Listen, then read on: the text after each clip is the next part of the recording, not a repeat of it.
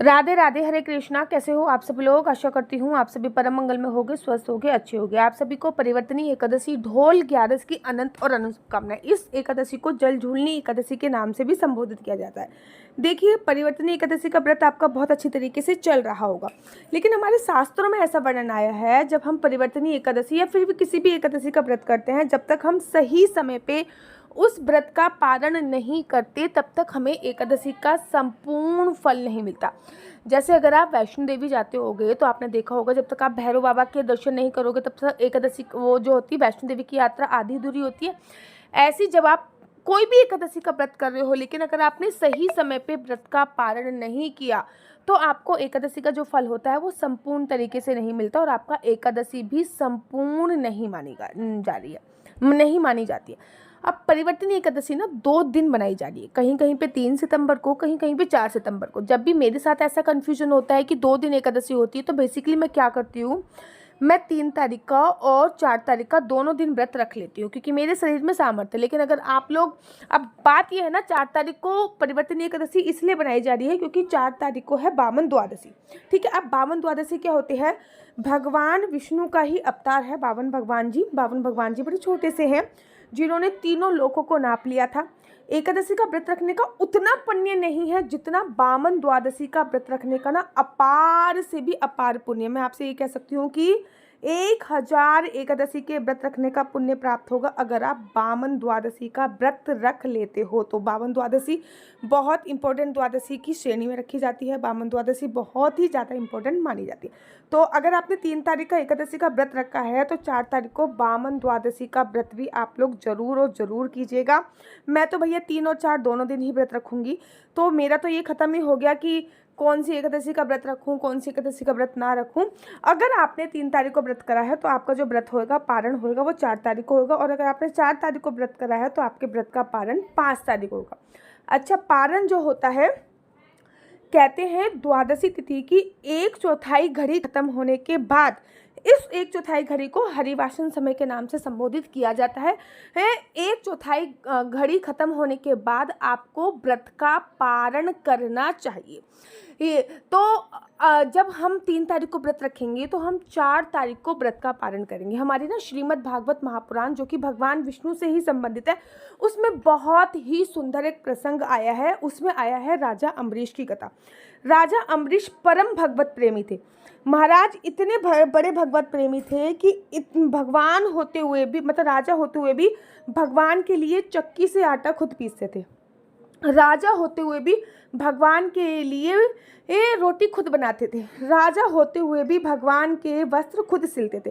तो ऐसे ही उनके राज्य में सभी लोग एकादशी का व्रत रखते थे। एक बार की बात थी कि उनका एकादशी का व्रत था और वो द्वादशी पे अपना जो व्रत का पारण करने के लिए जा रहे थे, तभी दुर्वासा ऋषि का वहां पर आगमन हुआ।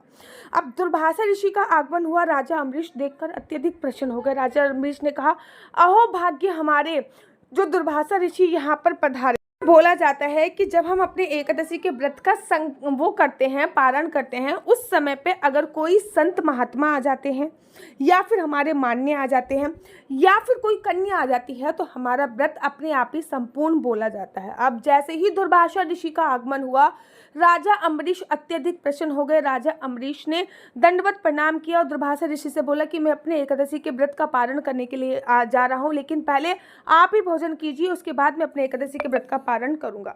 दुर्वासा ऋषि ने बोला कि मैं बहुत दूर से आ रहा हूँ, सबसे पहले मैं थोड़ा सा स्नान वगैरह करूंगा, उसके बाद मैं भोजन प्राप्त करूंगा।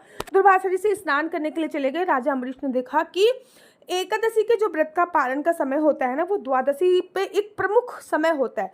और द्वादशी एनी हाउ, द्वादशी पे अगर एकादशी वाला व्रत रखा है, बिना द्वादशी युक्त एकादशी का व्रत रखा, तो आपको एनी हाउ द्वादशी पे अपने व्रत का पारण कर ही लेना चाहिए। राजा अम्बरीश दुर्वासा ऋषि की प्रतीक्षा करते रहे। दुर्वासा ऋषि को स्नान वगैरह करने में थोड़ा सा समय लग गया। दुर्वासा ऋषि को स्नान करने में थोड़ा समय लगा तो राजा अम्बरीश ने क्या किया, सभी ब्राह्मणों को बुलाया और बोला कि मेरी एकादशी का व्रत है और मैंने दुर्वासा ऋषि को वचन दिया है, अगर मैं अपना वचन तोड़ता हूँ तो मैं क्षत्रिय कैसा कहलाऊंगा, और अगर मैं व्रत का पारण नहीं करूंगा तो मेरी एकादशी तिथि जो है वो मान्य नहीं होगी। तब सभी ब्राह्मणों ने कहा कि आप भगवान के चरणों का चरणामृत पीकर अपने व्रत का पारण कर लीजिए। राजा अम्बरीश ने ऐसे ही करा। राजा अम्बरीश ने भगवान जी को स्नान कराए हुए जल का, जिसको चन्यामित कहा जाता है, उसका पान करने वाले थे।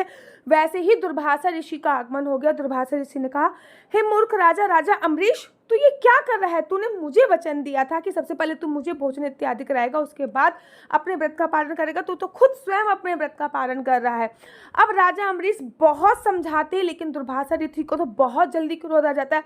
दुर्वासा ऋषि ने आओ देखा ना ताओ देखा, अपना बाल घुमाया, जटा घुमाई और नीचे पटक के मारी। उस जटा से एक भयंकरी राक्षसी प्रकट हो गई। नाम पड़ा कृत्या। कृत्या राजा अम्बरीश को खाने के लिए दौड़ी। भगवान का सुदर्शन चक्र महाराज प्रकट हो गया। भगवान के सुदर्शन चक्र ने उस कृत्या के, उस राक्षसी के टुकड़े टुकड़े कर दिए। अब भगवान का सुदर्शन चक्र दुर्वासा ऋषि के पीछे पीछे, दुर्वासा ऋषि आगे भाग रहे हैं, सुदर्शन चक्र पीछे भाग रहा है। दुर्वासा ऋषि भागते भागते भगवान विष्णु के पास पहुंचे हैं।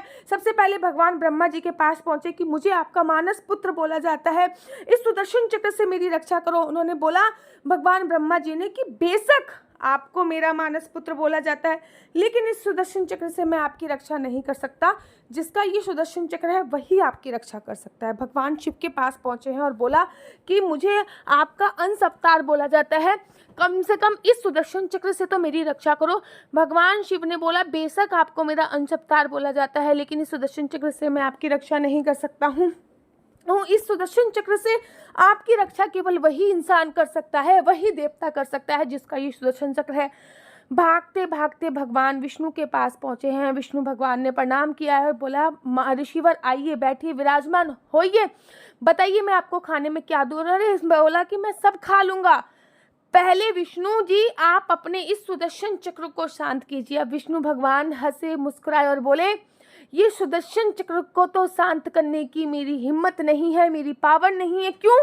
अहम भक्त पराधीनम, अर्थात मैं अपने भक्तों के अधीन हूँ। ये सुदर्शन चक्र मेरा भक्त राजा अम्बरीश ही शांत कर सकता है, लेकिन ऋषिवर जब तक आप विष्णु लोक में हो तब तक ये सुदर्शन चक्र आपका कुछ नहीं बिगाड़ेगा, लेकिन जैसे ही आप विष्णु लोक से हटोगे ये सुदर्शन चक्र आपके पीछे पड़ जाएगा। भागते हुए दुर्वासा ऋषि राजा अम्बरीश के पास गए हैं, उनके चरणों में गिर गए हैं और बोले कि आपसे बड़े भगवत प्रेमी कोई भी नहीं है।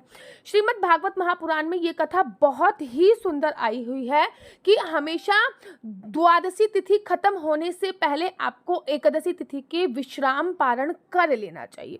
अब जिन्होंने 3 तारीख को व्रत रखा है वो याद रखिए, आपका जो हरिवासन समय विश्राम होगा, हरिवासन समय विश्राम होने का ही जो समय है वो दोपहर को तो नहीं, मोटा मोटा सुबह सुबह 11:30 बजे के आसपास है। मतलब 10:30 से प्रारंभ होगा, 11:30 बजे के आसपास आपका हरिवासन समय जो है वो विश्राम होगा। तो आपको अपने व्रत का पारण जो करना है वो दोपहर को 1:36 से लेकर 4:07 तक करना है। आई रिपीट अगेन, जिन्होंने भी 3 तारीख का व्रत रखा है वो 4 तारीख को अपने व्रत का पारण 1:30 बजे से करेंगे। 1:30 बजे से प्रारंभ करके 4:07 तक अपने व्रत का पालन करेंगे। अब जो लोग 4 तारीख को व्रत रखेंगे वो अपने व्रत का पारण अगले दिन 5 तारीख को सुबह सुबह 5:30 बजे से लेकर 7 बजे तक के बीच में कर लेंगे। तरीका बता दिया, 3 तारीख को व्रत रखा तो कितने बजे पारण कीजिए, 4 तारीख को व्रत रखा तो कितने बजे पारण कीजिए। याद रखिए सुबह सुबह 10:30-11 बजे से पहले एनी हाउ भूल कर भी व्रत का पारण आपको नहीं करना। उस समय पे हरिवासन समय है।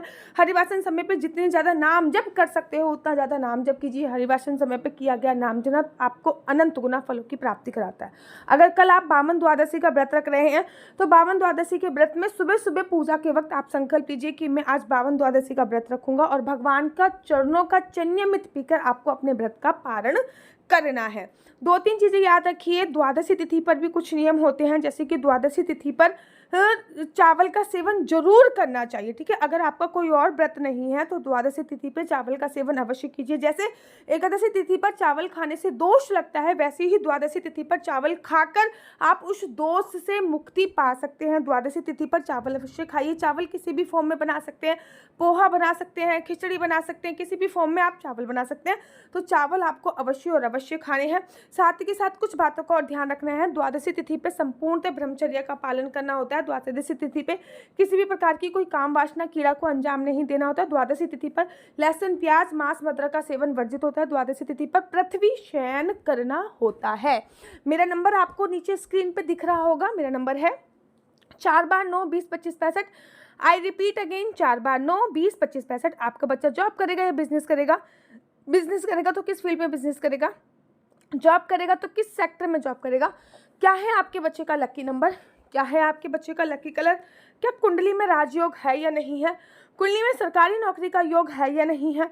विदेश जाने की कितने % संभावना है? सरकारी नौकरी की कितने % संभावना है? शादी का योग कब बन रहा है? संतान प्राप्ति का योग कब बन रहा है? योग्य संतान के लिए शुभ मुहूर्त, वाहन खरीदने के लिए शुभ मुहूर्त, ये सभी जानकारी आप में से कुंडली के माध्यम से निकाल सकते हो। याद रखिए, कुंडली देखना बिल्कुल भी फ्री नहीं है। कुंडली देखने के थोड़े से चार्जेस हैं और इस नंबर पर मुझसे किसी भी प्रकार से कोई भी क्वेश्चन आंसर पूछने के लिए फ़ोन मत कीजिएगा। ये नंबर केवल और केवल कुंडली देखने के लिए ही दिया हुआ है।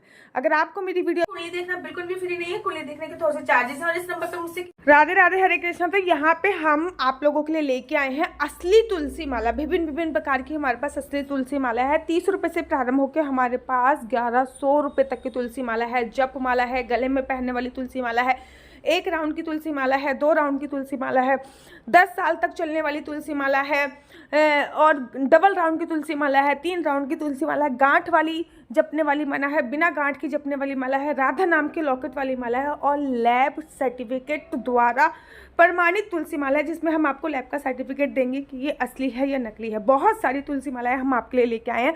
न केवल हम आपके लिए तुलसी माला का कलेक्शन लेके आए हैं, अपितु लड्डू गोपाल की असली तुलसी माला जिसपे राधा नाम का लॉकेट है, लड्डू गोपाल के लिए वैजंती माला, लड्डू गोपाल के लिए चंदन माला भी हम लोगों के लिए लेके आए हैं। और लड्डू गोपाल की तीनों माला का सेट है, तुलसी माला, चंदन माला और वैजंती माला का सेट भी लेके आए हैं। साथ ही के साथ हम आपके लिए रुद्राक्ष के असली ब्रेसलेट, पानी में डालने वाला रुद्राक्ष, 1 मुखी रुद्राक्ष से लेकर 14 मुखी रुद्राक्ष तक हमारे पास सारे लैब टेस्टेड रुद्राक्ष अवेलेबल हैं। आप हमसे ओरिजिनल रुद्राक्ष मंगा सकते हैं। ना केवल हमारे पास रुद्राक्ष अवेलेबल है, अपितु हमारे पास कानों में पहनने वाले राधा नाम के असली तुलसी के इयररिंग्स भी उपलब्ध हैं, जो कि अलग अलग डिजाइन, अलग अलग तरीके से आप लोगों को प्राप्त हो जाएंगे। ये राधा नाम के असली तुलसी के कानों के इयररिंग्स हैं और इसमें बहुत सारी वैरायटी हमारे पास उपलब्ध है। आप जल्दी से जो नीचे नंबर दिया गया है उस पर संपर्क करके अपनी चॉइस से कोई भी राधा नाम के इयररिंग्स अपने लिए ले सकते हैं। उनके प्राइस बहुत ही सस्ते हैं। 150 रुपये से फ्री हो 150 रुपये से स्टार्ट होकर मात्र 200 रुपये तक है। और यह है राधा रानी और भगवान श्री कृष्ण जी के चरण, जो आपको अपने मंदिर में जरूर और विभिन्न प्रकार की अलग अलग तुलसी मालाएं आप लोगों के लिए उपलब्ध है। 30 रुपये से प्रारंभ होकर 1300 रुपये तक की तुलसी मालाएं आप लोगों के लिए उपलब्ध है। हम आप लोगों के लिए लेके आए हैं श्रीधाम वृंदावन की रज। 8 प्रकार की रज इसमें उपलब्ध है। न केवल एक सेवा कुंज की, निधि कुंज की, ललिता कुंड की, राधा कुंड की, कृष्ण कुंड की, निधि वन की, यमुना जी की, 8 जगह की ब्रज रज इसमें आपको उपलब्ध हो जाएगी। ऑर्डर जल्दी से जल्दी नीचे दिए गए नंबर से करिए, हमारे पास लिमिटेड स्टॉक है। राधे राधे। किसी भी प्रकार से कोई भी क्वेश्चन आंसर पूछने के लिए फोन मत कीजिएगा। ये नंबर मात्र और मात्र कुंडली दिखाने के लिए दिया हुआ है। अगर आपको मेरी वीडियो अच्छी लगती है तो आप अपने YouTube चैनल हरि बोल को लाइक, शेयर, सब्सक्राइब करना बिल्कुल भी मत भूलिए।